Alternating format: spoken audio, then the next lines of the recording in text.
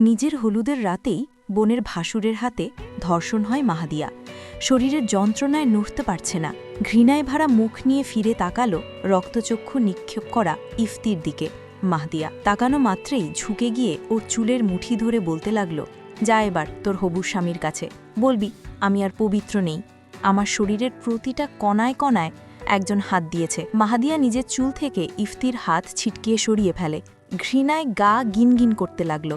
ছি, আমার ভাবতেই ঘৃণা লাগছে যে আপনি আমার বোনের ভাসুর। এই জানোয়ারগিরি করার জন্য বোধহয় বিয়ে করেননি এখনো। না জানি আপু ওই বাড়িতে কেমন আছে। আপনার কি একটুও বিবেকে বাঁধল না একটা মেয়ের জীবন এভাবে নষ্ট করতে? জানোয়ার, আপনি একজন পশুর সমতুল্য লোক। ক্রোধে চোয়াল শক্ত করে ফেলল ইফতি। এত তেজ তোর? তোর এসব 2 টাকার তেজ তোর কাছে রাখ। এসব তেজ আমাকে দেখাতে আসবি না। আপনাকে আমি খুন করে ফেলব। জানোয়ার, আপনার কি একটুও অনুশোচনা কাজ করছে না? আপনার বোনের সাথে যদি এখন কেউ এমন করত, তখন আপনার ঠিকই কেমন লাগতো? সাথে সাথে ইফতির শক্তপোক্ত হাতের চড় খেলো মাহাদিয়া। শাসিয়ে বলল, এই, আমার বোনকে নিয়ে কোনো কথা বলবি না। তোর জিভ টেনে ছিঁড়ে ফেলবো আমি। তুই আমায় চিনিস না। এমন কথা আর দ্বিতীয়বার বলার দুঃসাহস করিস না। ইফতির হাতের চড় খেয়ে যেন মাহাদিয়ার গালসহ মাথা ঝিমঝিম করে উঠল। কান্না ভেজা চোখ নিয়ে কাঁদতে লাগলো। আরে আরে, কাঁদছ কেন? কাঁদলে তোকে একদম পেথনির মতো লাগে। পরে তোর হবু জামাই তোকে দেখে ফেলেই রেখে চলে যাবে। যা, পারলে সবাইকে বলিস যে আমি তোর সাথে এসব করেছি। মাহাদিয়া কটাক্ষ দৃষ্টি নিক্ষেপ করে বলে উঠল, আপনাকে আমি জেলে ঢুকিয়ে ছাড়ব। আপনার জীবন আমি শেষ করে দেব। মাহাদিয়ার কথা শুনে ইফতি হো হো করে হেসে উঠল। সে হাসির শব্দে যেন পুরো বেডরুম কেঁপে উঠল। পৈশাচিক হাসি হেসে বলে উঠল, তুই আমায় এখনও চিনতে পারিসনি পাখি।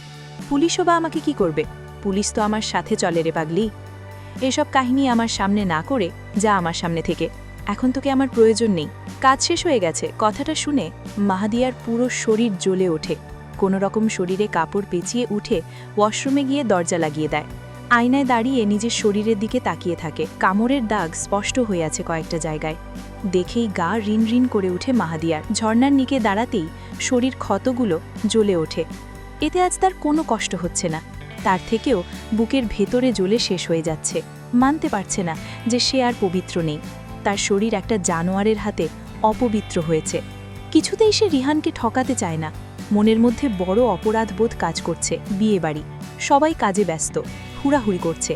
ইতিমধ্যেই ইফতি মাহাদিয়ার রুম ত্যাগ করে। ঘরে বসে গুনগুন করে গান গেয়ে একটু সাজ করছিল মাহাদিয়া। এমন সময় হঠাৎ ব্যালকনি দিয়ে রুমে প্রবেশ করে ইফতি। আর তারপর হলো এই অপ্রত্যাশিত ঘটনা। মাহাদিয়া বিছানায় এসে বসতেই বাহির থেকে দরজায় ঠকঠক করে আওয়াজ হলো। চোখের পানি মুছে দ্রুত নিজেকে স্বাভাবিক করার চেষ্টা করে। দরজার কাছে গিয়ে সবেগে দরজা খুলে দাঁড়ায়। দরজা খুলতেই বোনকে দেখে কিঞ্চিত হাসার চেষ্টা করে মাহদিয়া। এ কি মাহদিয়া, তোকে এমন দেখাচ্ছে কেন? চোখ মুখের এই অবস্থা কিভাবে হলো? জামা কেন চেঞ্জ করছিস? দিয়া কয়, কই আপু? কিছু না তো, কিছু না, তুমি বেশি ভাবছ। এমনি ফ্রেশ হয়েছি, খুব ভাব লাগছিল তাই। দিয়া বোনের কথা বিশ্বাস করলে নাকি করল না, কিন্তু কথার প্রত্যুত্তরে কিছুই বলল না। চল, তোকে সাজিয়ে দিই, সবাই অপেক্ষা করছে। আপু, আমাকে একটা কথা বলবো? আরে বল, কি কথা? এটা আবার জিজ্ঞেস করা লাগে নাকি? আমি বিয়ে... আর বের করতে পারল না মাহাদিয়া। কথা গলায় আটকে যাচ্ছে বারবার। দিয়া এতক্ষণ বোনের কর্মকাণ্ডগুলো পর্যবেক্ষণ করছিল, যেন তার বোন ঠিক নেই, কিছু একটা হয়েছে। তখনই চলবে। গল্পটা কেমন হয়েছে অবশ্যই কমেন্ট করে জানাবেন, আর ভালো লাগলে একটি লাইক দেবেন।